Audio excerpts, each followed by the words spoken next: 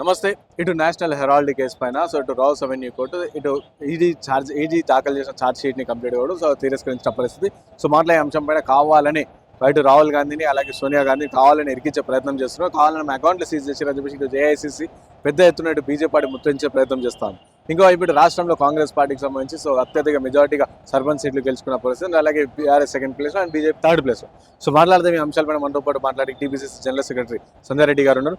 Madam చెప్పండి, ఏం చెప్తారు అంటే రావుస్ అవెన్యూ కోర్టు ఇటు Delhi high court National Herald case పైన కూడా కొన్ని వ్యాఖ్యలు చేసింది. అలాగే దానిపైన రాహుల్ గాంధీని వీళ్ళ పేరు చేర్చడం కూడా తప్పుపట్టింది. ఏం చెప్తారు? ఒకటేమ్మా, ఇప్పుడు బీజేపీ పార్టీకి ఇక్కడ రాష్ట్రంలో బీఆర్ఎస్ పార్టీకి రాజ్యాంగం అంటే వాళ్ళకు ఒక రెస్పెక్ట్ లేదు.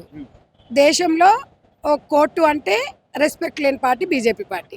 ఈ రెండు పార్టీలతోని తెలంగాణ ప్రజలు అక్కడ దేశంలో ప్రజలందరూ కూడా అందరికి అర్థమవుతుంది, విసిగిపోతున్నారు. కోర్టు ఏం చెప్పింది? మీ దగ్గర ఆధారాలు ఉంటే చూపియండి.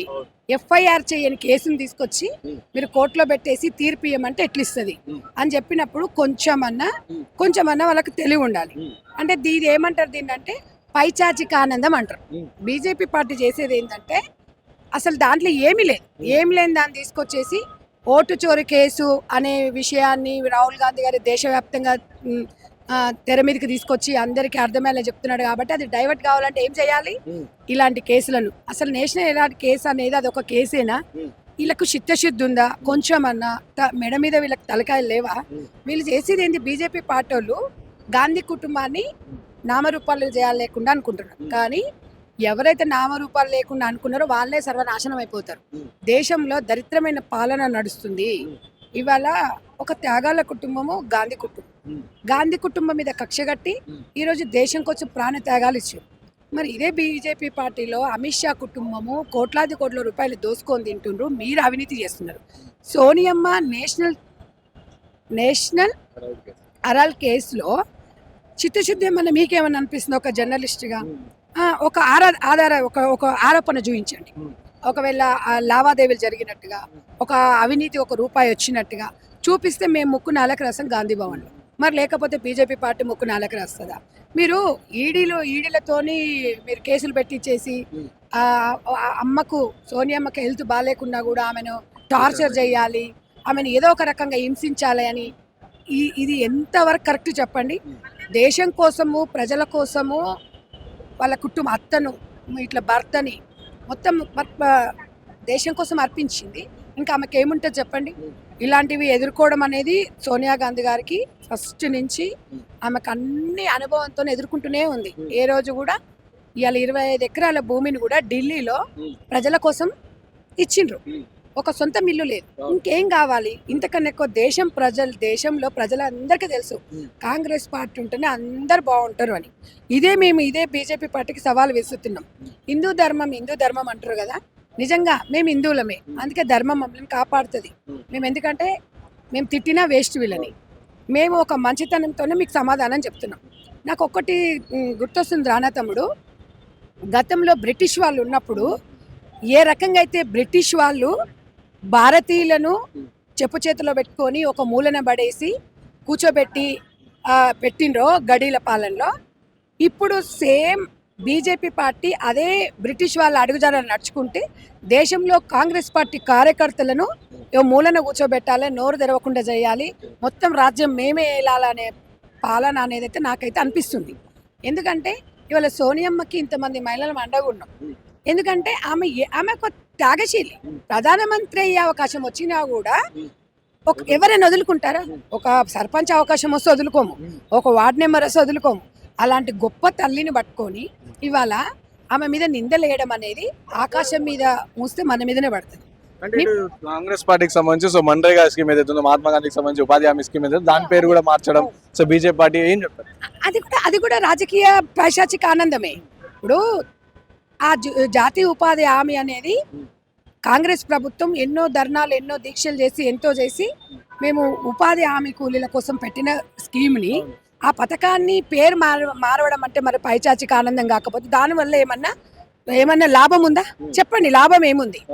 మరి దానివల్ల నష్టం ఏము? రెండు చెప్పండి, రెండింటికి తేడా. అంటే కాంగ్రెస్ పార్టీని పెట్టిన స్కీమ్స్ అన్ని పక్కదు. ఒక చరిత్రలో కొన్ని ఉంటాయి, అవి చరిత్రకు అంకితం చేయాలి. అంతేగాని మీరు రాజకీయాలు చేయండి, మీకు వద్దని మేము అనట్లేదు.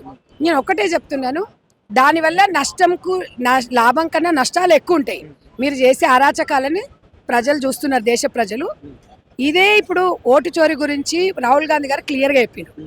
మొన్న సర్పంచ్ ఎలక్షన్లో నేను ఒకటే తమ్ముడు, 12,742 గ్రామాలలో గ్రామ పంచాయతీ ఎలక్షన్లు అయితే వీళ్ళు 526 గ్రామ పంచాయతీలలో గెలిచారు బీజేపీ పార్టీ. ఎందుకు గెలిచిండ్రు 525 అంటే సత్యంగా ధర్మమ్మ గెలిచినాయి అవి. లేకపోతే ఇదే ఓటు చోరీ, ఇదే ఈవీఎంలు ఉంటే మాత్రం ట్యాంపింగ్ చేసేటోళ్ళు 100%. ఆ 12,000 సర్పంచులు కూడా వీళ్ళే గెలిచేటోళ్ళు. అదృష్టం ఏంది అంటే ఇవాళ బ్యాలెట్ ఉంది కాబట్టి, బ్యాలెట్ పరంగా కాబట్టి ఇలా కాంగ్రెస్ పార్టీ అత్యధిక మెజార్టీతోని సర్పంచులు గెలిచిండు. ఇది అసలైన రాహుల్ గాంధీ గారు కోరుకున్నది. ఇది దేశంలో ప్రజలందరూ కూడా వివరించి చెప్పడం కూడా ఇదే. తెలంగాణ రాష్ట్ర ప్రజలారా మీరు కూడా గమనించండి, బ్యాలెట్ పేపర్లతోని నిజమైన నికాసైన నాయకులు గెలిచిండ్రు. అదే మీరు ఈవీఎంలు అయితే మీరు చూసిండు కదా, ఈ బ్యాలెట్కి ఈవీఎంలకు తేడా అనేది తెలుసుకోండి. ఇంత ఘోరంగా ఉంటుందా? మరి దేశంలో 3వ సారి అధికారంలోకి బీజేపీ పార్టీ వచ్చింది, మరి తెలంగాణ రాష్ట్రంలో 500 సర్పంచ్లకు గెలుచుకుందంటే కనీసం ఒక 2%, 3% కూడా మీకు ఇక్కడ ఓటు బ్యాంకు లేదు, మీరు ఒక గెలుపు కూడా కాదు. ఇప్పటికన్నా తెలంగాణ రాష్ట్రంలో జరిగిన పంచాయతీ ఎలక్షన్లే ఉదాహరణ. ఇంతకన్నా ఎక్కువ ఏం చెప్పాలి ఇంకా మీకు? అంటే గ్రామాలలో బాగా కాంగ్రెస్ పార్టీకి వ్యతిరేకత ఉంది తీవ్ర స్థాయిలో అని చెప్పారు. అలాంటి 7,000 స్థానాలు గెలుచుకున్నారు. మన అలాగే BRS party second place. So ఏం చెప్పాలి? ఒకటే చెప్తున్నా తమ్మి, వ్యతిరేకత ఎవరికి ఉంది? బీజేపీ నాయకులకు ఉంది మా మీద, పొద్దున్న లేసి పడి చావడం. ఎందుకంటే కాంగ్రెస్ పార్టీ ప్రజల కోసం పనిచేస్తుంది కాబట్టి. బీఆర్ఎస్ నాయకులకు, బీజేపీ నాయకులకు మా మీద అక్కసుంది తప్ప తెలంగాణ ప్రజలు మా వైపే ఉన్నారు, ఆలోచించిండ్రు. మేము అనేది ఏంటంటే మేము ఇచ్చిన హామీలలో 1, 2 ఇవ్వలేదు. ఇవ్వకున్నా కూడా తెలంగాణ ప్రజలు ఆలోచిస్తున్నారు. 2 సంవత్సరాలలో అన్ని చేసిరు, 2 చేయలేదు, ఇంకా 3 ఏళ్ళు ఉంది అని. మనదే కదా కాంగ్రెస్ పార్టీ, మన పార్టీ ఉంటే మనకు పెడుతుంది కదా అని ఆలోచించారు. ప్రజలు ఎప్పుడైనా కాంగ్రెస్ వైపు ఉంటారు, కాంగ్రెస్ పార్టీ ప్రజల కోసం పనిచేస్తుంది. కాబట్టి నేను ఒకటి చెప్తున్నాను, ఈరోజు వాళ్ళను ఇవాళ బీఆర్ఎస్ పార్టీ మాది గ్రామాలలో పోతే మా చక్కదనం తెలుస్తుంది, మేము చూడండి ఐసా పైసా నైసా అన్నారు. మరి ఇప్పుడు మీరు చూసింది కదా, మీకు అర్థమైంది కదా. ఇవాళ కాంగ్రెస్ పార్టీ మీద ఊర్లలో పోతే మీకు తెలుసు. ఇప్పుడు బండి సంజయ్ గారు మరి చెప్పాలి కదా, మరి బండి సంజయ్ బీఆర్ఎస్ బీజేపీ 2 ఒకటి అని అయ్యిండు. బండి సంజయ్ అన్న మరి నువ్వు బీజేపీ పార్టీ అంటివిగానే అన్న, ఈవీఎం లాంటివి ఇంత అంటివి అంత అంటివి, సెంట్రల్ మినిస్టర్ అంటివి, మరి ఏదన్నా మీకేం సిగ్గు అనిపిస్తలేదా అన్న? 500 గ్రామ పంచాయతీ గెలిస్తే ఊర్లల్లో మీరే అంటారు గ్రామాలు పట్టుకొమ్మలు లాంటివి అని. మరి అన్ని నిధులు మేము గ్రామ పంచాయతీల పాయకాండ్లు కూడా మేమే కట్టిస్తున్నాంటివి. మరి ఏది బండి సంజయ్ అన్న? పాయకాండ్లు కట్టిస్తేవి, శ్మశానాలు కట్టిస్తేవి, అన్ని నువ్వే చేస్తేవి, సన్న బియ్యం మేమే ఇస్తున్నా అంటే అన్ని చేస్తాను. మరి ఏమే అన్నా 12,700 పైచిలకు గ్రామ పంచాయతీ ఎలక్షన్లు అయితే 500 గెలిచినావు అంటే మరి నీ ముఖం ఎడబెట్టుకుంటావే సంజయ్ అన్న, మరి కిషన్ అన్న? మీ ఇద్దరు అన్నలు తెలంగాణ రాష్ట్రం నుంచి సెంట్రల్ మినిస్టర్లు, మీకు సిగ్గు ఏమనిపిస్తలేదన్నా? మీరు ఇంట్లోకి వెళ్ళిన రచ్చ గెలుస్తారన్నా? ఇదే అన్న మీ పరిస్థితి. ఎగిరెగిరి పడొద్దన్న ఎప్పుడు. ఎగిరెగిరి పడే ఆకు ఏముండదు, అన్ని అణిగిమణిగి ఉన్న ఆకు అన్ని అట్లనే ఉంటుంది. మీది ఏముందంటే మీకు ఎప్పుడు మా గల్లీ లీడర్ల లాగా మాట్లాడకండి. ఇకైనా కాంగ్రెస్ పార్టీ 7,000 పైచిలకు పంచాయతీ ఎలక్షన్లో గెలుచుకుంది అంటే మీ ఇవాళ కాంగ్రెస్ పార్టీ వైపే ప్రజలు ఉన్నారు, బీజేపీ పార్టీ వైపు ప్రజలు ఎవరు లేరు. మీరు 8 మంది ఎమ్మెల్యేలు ఉన్నా, 8 మంది మీరు ఎంపీలు ఉన్నా కూడా ఇవాళ మీ ఓటింగ్ అనేది కొద్దిగా కూడా పెరగలేదు. మరి గ్రామీణ స్థాయిలో మీ ప్రభంజనం ఏముంది? గ్రామీణ స్థాయిలో ఒక ఓటర్ని మీరు ఆకట్టుకోలేకపోయినారు. బీజేపీ పార్టీ వద్దు అని చెప్పి గ్రామ పంచాయతీలో బీజేపీ పార్టీ గ్రామాల నుంచి రావాలి. కాంగ్రెస్ పార్టీ కార్యకర్తలు అంటే గ్రామీణ ప్రాంతాలలోనే కార్యకర్తలు చాలా గట్టిగా ఉన్నారు. కాబట్టి మీకు కావాలన్నా పదవులు మీకు కావాలి, మీకు అధికారం కావాలి. కాంగ్రెస్ పార్టీకి అధికారాలు అవసరం లేదు. గెలిచినా ఓడిపోయినా ప్రజలలో ఉండి నిత్యం ప్రజల కోసం పోరాడే పార్టీ కాంగ్రెస్ పార్టీ.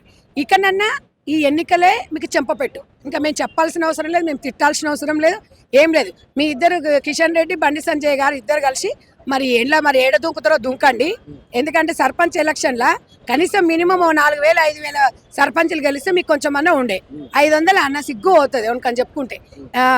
పార్టీలకు అతీతంగా 1,500 మంది కలిసిరు. మరి అంతకన్నా గౌరవం మీ పార్టీ. ఇక మీ పార్టీ గురించి మీ బీజేపీ పార్టీ కలలు కంటారా మీరు? ఇక బీఆర్ఎస్ బీజేపీ ఒకటైతే ఏదో మేము ఇది చేసేస్తాం, అది చేస్తాం, ఐసా పైసా నైసా అని అంటున్నావు కదన్నా. ఇక అర్థమైంది కదా అన్న మీ పరిస్థితి ఏంది. ఇక తెలంగాణలో బీఆర్ఎస్ పార్టీ కేల్కతం దుకాణం బంద్ కదా, ఇది కూడా అయిపోయింది. ఇక ఇంకేముంది, ఇంకా ఇంకోటి తమ్మి, ఈ బీఆర్ఎస్ పార్టీ కూడా జబ్బలెగరేస్తుంది. కారు గుర్తు మీద ఓటు వేయలేదు, కారు గుర్తు మీద వేయలే, కారు గుర్తు మీద వీళ్ళకు ఓటు పడలేదు. ఇంకా అక్కడున్న వ్యక్తి దానివల్ల వాళ్ళు ఇతరులు గెలిచినా కూడా మేమేనే అకౌంట్లు వేసుకున్నారు తప్ప వీళ్ళకి అంత సినిమా లేదు. కేల్కతం దుకాణం అయిపోయింది. కాంగ్రెస్ పార్టీ అన్నమాట నిలబెట్టుకుంటుంది. ఇవాళ నేషనల్ హెరాల్డ్ కేసులో ఎంతవరకైనా మేము బార్కెట్లు పెట్టిరు, గేట్లు బంద్ చేసిరు, ఇవన్నిటికీ తెలంగాణ ఉద్యమమే తెచ్చుకున్న వాళ్ళము. ఇవన్నీ మాకు లెక్క కాదు. ఖబర్దార్ సోనియమ్మ జోలికి వచ్చిందనుకో, రాహుల్ గాంధీ గారి కుటుంబం దగ్గరకు వచ్చిరనుకో, మాడి మసైపోతుంది, దేశం అతలాకృతం అవుతుంది. Thank you.